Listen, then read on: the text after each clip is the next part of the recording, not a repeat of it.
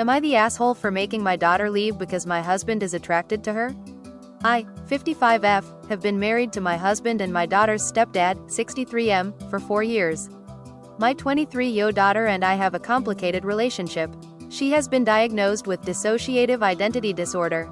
She has a lot of trauma from watching me and my husband's horrible marriage go down and was bullied in school.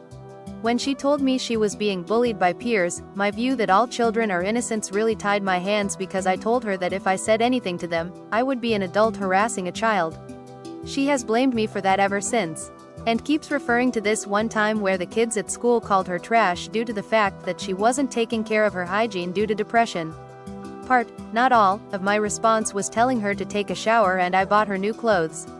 The bullying finally ended with an expulsion and a suspension for the ringleaders. She still throws the fact that a school clinic volunteer told her that if she was their kid she'd have permission to punch back if administrators didn't do anything.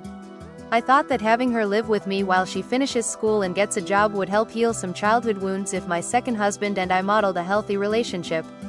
However, my daughter now doesn't get along with my husband. She is a very introverted, creative person who likes immersing herself in escapism. So she'd get annoyed if she was sitting eating alone and my husband would sit across from her and eat. Saying she ate later so she could eat alone.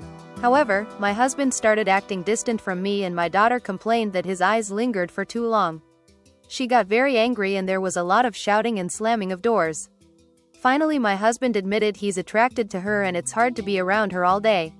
Said she was walking temptation and said that's why he was avoiding sex with me. I was so upset to hear this. I don't blame my daughter for this, but at the same time the situation has become unbearable. Something would have to give, and I couldn't collect my thoughts with both of them still being in the house. So I gave my daughter money to stay at an extended stay hotel and asked her to utilize her college's emergency financial and housing resources they have for students in need.